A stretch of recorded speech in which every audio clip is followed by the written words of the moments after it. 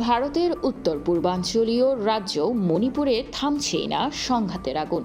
এবার মেইতেই কুকি দ্বন্দ্বের বাইরে গিয়ে মুখোমুখি সংঘাতে জড়িয়েছে নাগা ও কুকি জনগোষ্ঠী। সেই সঙ্গে মুখ্যমন্ত্রীর সফর ঘিরে নতুন করে উত্তপ্ত হয়ে উঠেছে রাজপথ। থমথমে মণিপুরে নিরাপত্তা কি আবারও ধরাছোঁয়ার বাইরে চলে যাচ্ছে?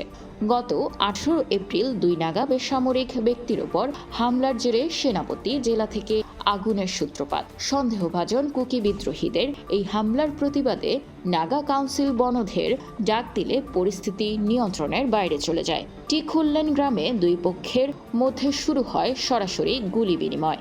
ইম্ফল উখরুল সড়ক এখন আতঙ্কের জনপদ। একদিকে পাহাড়ের সংঘাত, অন্যদিকে উপত্যকায় রাজনৈতিক অস্থিরতা। মঙ্গলবার থৌবল জেলায় বিডিও অফিস উদ্বোধন করতে গিয়ে নজিরবিহীন বিক্ষোভের মুখে পড়েন মুখ্যমন্ত্রী ইউনান খেমচাঁদ সিং। বিক্ষোভকারীরা সড়ক অবরোধ করে তার গাড়িবহর আটকে দেওয়ার চেষ্টা করলে রণক্ষেত্রে পরিণত হয় ওয়াংজিং এলাকা।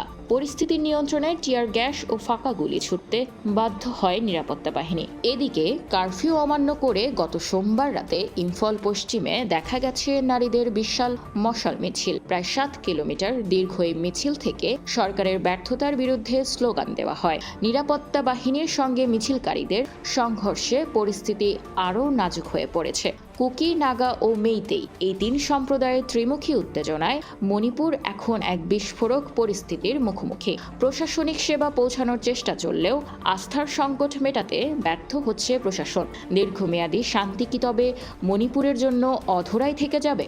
আন্তর্জাতিক ডেস্ক, খোলা কাগজ, ঢাকা।